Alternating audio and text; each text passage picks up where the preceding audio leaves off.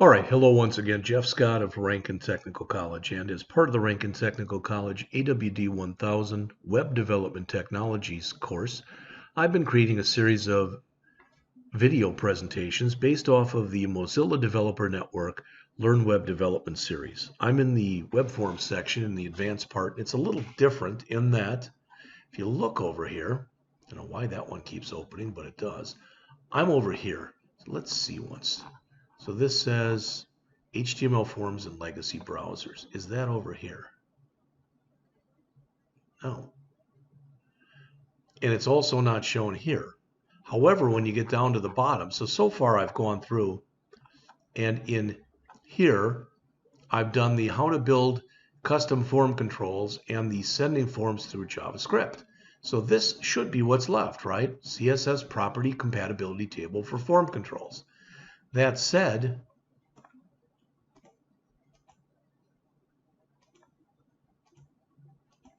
if I go down to the bottom here, you'll notice that it shows 5 things. I've already done this one, the sending forms through JavaScript. That's my number 2.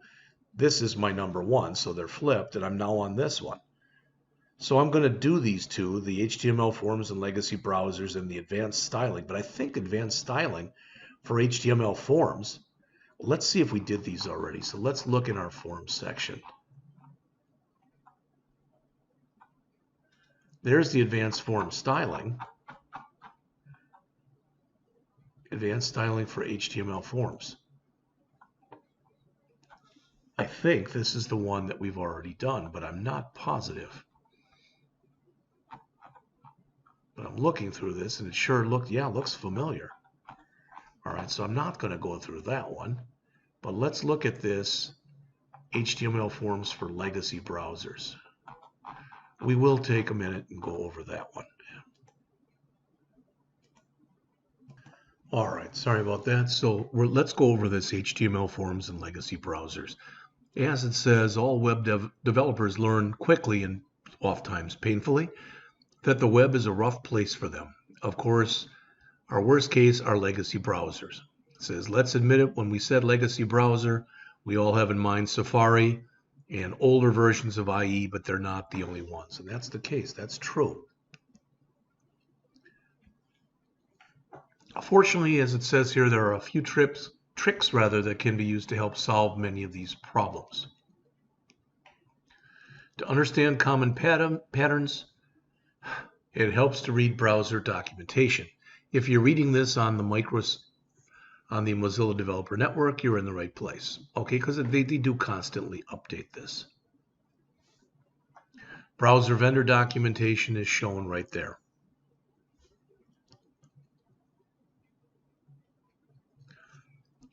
Make things simple. Because HTML forms involve complex interaction, there is one rule, the KISS principle. Keep it simple, stupid. All right, there's many cases where we want forms that are nicer or have more efficient functionality, etc. But building efficient HTML forms is not a question of design or technology. Rather, it's about simplicity. All right, and it says this one on form usability on the user experience for the masses explains it well. All right, you may or may not have remembered these, but we've already talked earlier about graceful degradation and progressive enhancement. And they're like two sides of the same coin. Let's take a look at what it says here. It says graceful degradation is the practice of building an application for modern browsers while ensuring it remains functional in older browsers, whereas progressive enhancement is kind of the reverse. It's the practice of building an application for a base level that should work on any browser, but then adding functional enhancements when a browser supports it. Now, I'm going to give you an analogy, and it's not a perfect one here, and that is we've talked a little bit in this series of videos about the fact that it's oftentimes it's better, even though harder, it's better that when you are planning a website to plan it mobile first, because you're going to get the hard stuff out of the way, because you've got to worry a lot about different screen sizes, etc., much more than you do, when you were talking about tablets, phones, etc. You've got to worry about screen size much more than you do with laptops and desktops. So with graceful degradation, it's kind of like you're doing mobile first. You're planning for everything. You're planning for the most extreme case, but you're handling any case. Whereas with progressive enhancement, what you're doing is you are assuming the worst, but providing for the best. And hopefully what I just said at least made a little bit of sense. All right. It says, let's see some examples related to HTML forms. I'm not going to go through any of the code in here. This is not a very long section. When I say go over, I'm not going to put in my own code, okay? So, input types. The input types added in HTML5 are all usable, even in ancient browsers, because of the way they degrade is highly predictable. If a browser doesn't know the type, it falls back as though it was text. So as you can see here, if this was on a newer browser, it would show a color. Otherwise, as shown, it would not. Form buttons. There are two ways to define buttons within HTML forms. We've talked about these already. The first is to use the input element and set its type to either button, submit, reset, or image. The other is to use the button element. As mentioned there, the input element can make things a little difficult if you want to apply some CSS by using the element selector.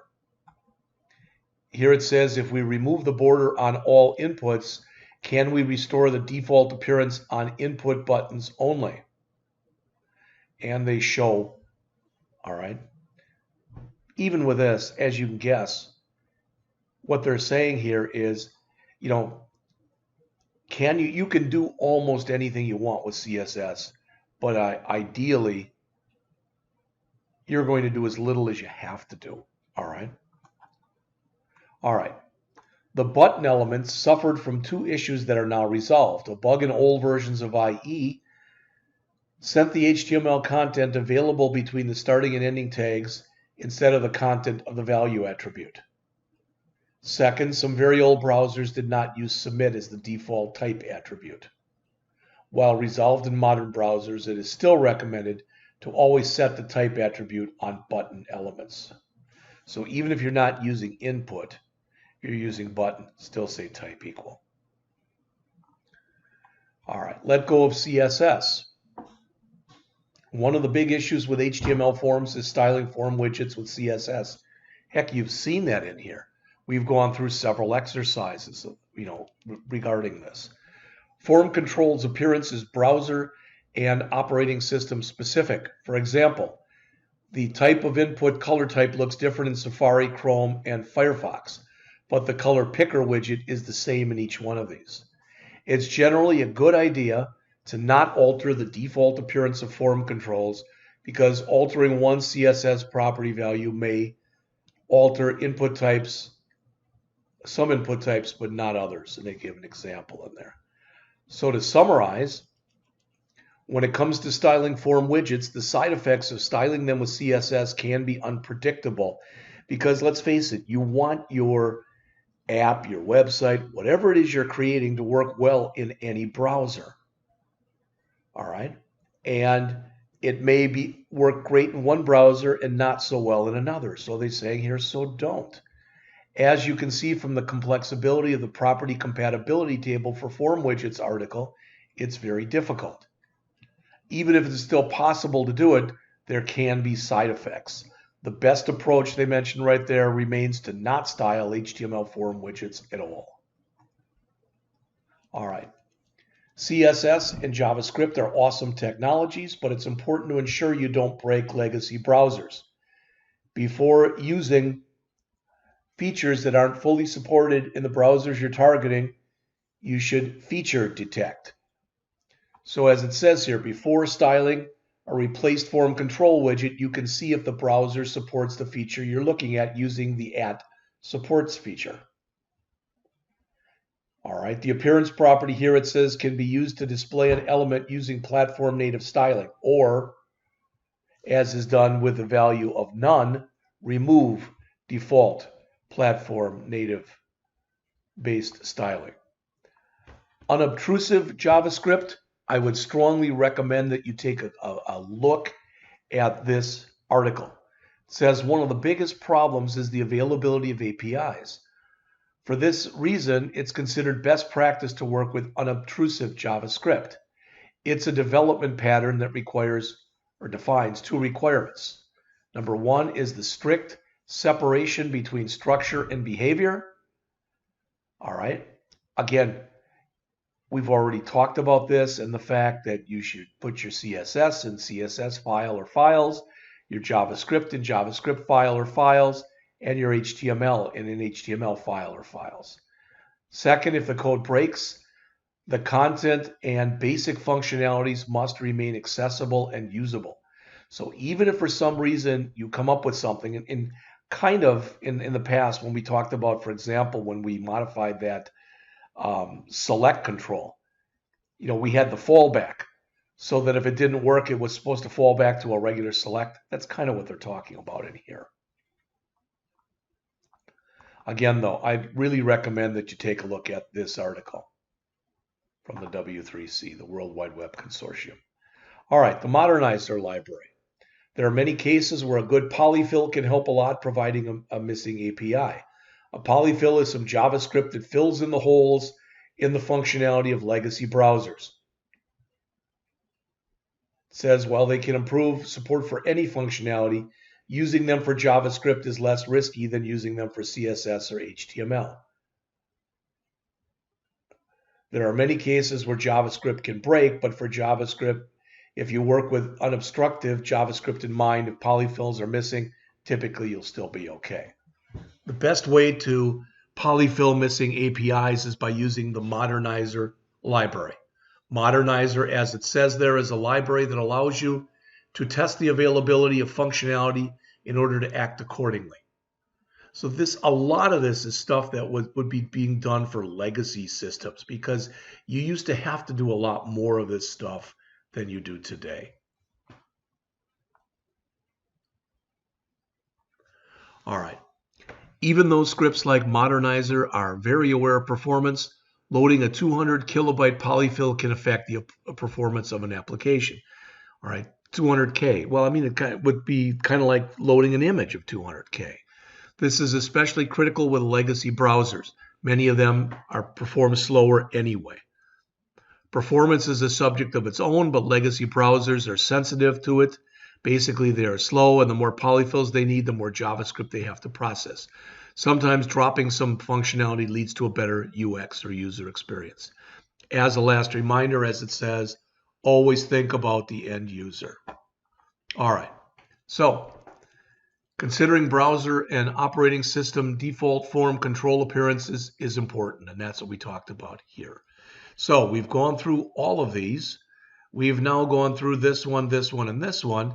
The advanced styling, again, that is part of the forms section.